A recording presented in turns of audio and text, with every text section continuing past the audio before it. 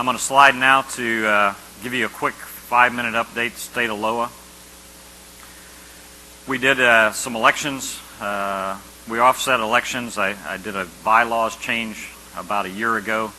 The membership voted on it. It offset the 4 board members so that 2 change out every year. That's providing board continuity. We've talked about that before. We've been through a financial makeover, if you will, with Lieutenant Colonel Terry Dias and Fred Wolf, and our bookkeeper have been helping us do that and get our expenditures categorized and under control. We've also set up business units for the exceptional release, the conference, the golf tournament, and that sort of thing, so that we know where we're bringing in money, where we may be losing money, and making sure that we've got those business units under control. We also have set up a budget, and we're marching to that budget. So these are all things that are enhancing our capability to do other things for the membership. You also know that the conference last year was a no-host conference, even though we did have some support from Nellis.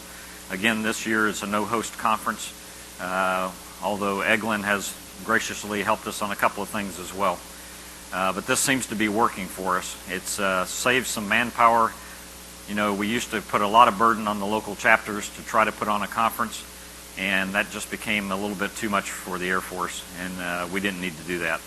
So we have contracted that execution out to Marta Hannon and a couple of her folks. They handle most of the conference, and so what do you think of that so far? Is that going well? Good. And you can see up here where the next 3 conferences are going to be. Those contracts are already locked in.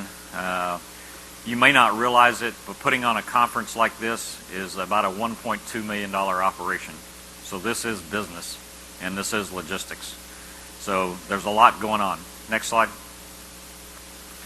Here's where we're focused right now, and I'll be talking to the chapter presidents at lunchtime today. We have 72 chapters out there that are kind of unsynchronized in getting the professional development out to the membership at large. So we're looking at, one, cleaning up the LOA guidance about chapters and how they operate, and putting some measures in place to standardize those chapters.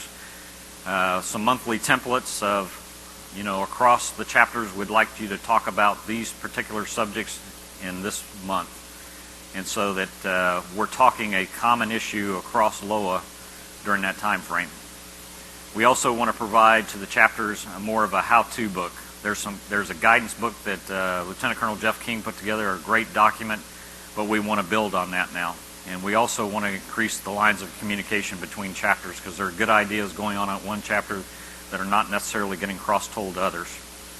I talked about the second bullet, the ER synchronization, yesterday, so I'll skip that. We also want to increase interaction with our industry partners.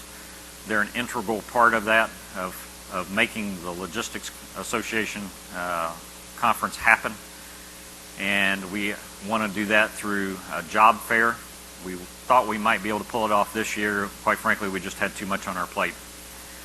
We've already been through the vendor area and talked to the industry partners out there, and they've told us they're all interested in participating in a job fair next year. So we're going to pull that off at the 2011 conference. Also on our website for some period of time has been the ability for you to upload resumes, and for the industry partners to go out there and post jobs.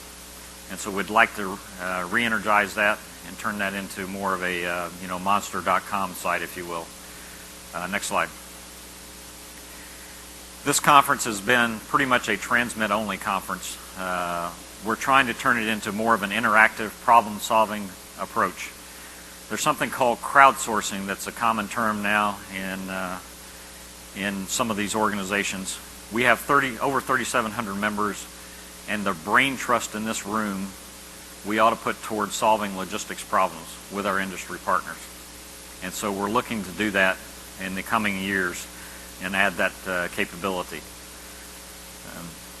Essentially, we want to be able to work a logistics issue and present that solution on the main stage at a conference.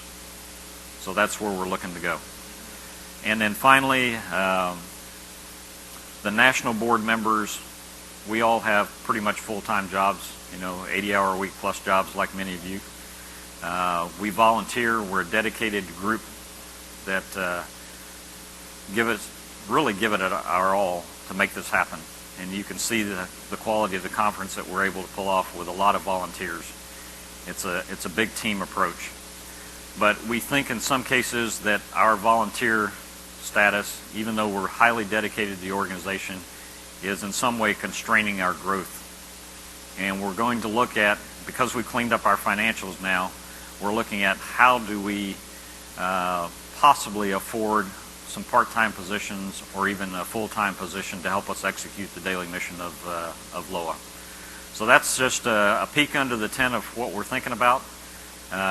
There's a lot of other questions I've heard out there. People want to know, where are we going with allowing top 3 in the organization? Where are we going with a name change? Quite frankly, those things are not on my plate. There are other more important issues that I think we need to tackle first. So you'll see an article coming in the ER very soon. I've written about 10 pages. It's in rough draft, and I'm circulating that with some key leaders first, and I need to talk to them. But once I've done that, I'll publish that in the ER and kind of give you a glimpse of where we're going. And it has more of the details of how we're going to execute that.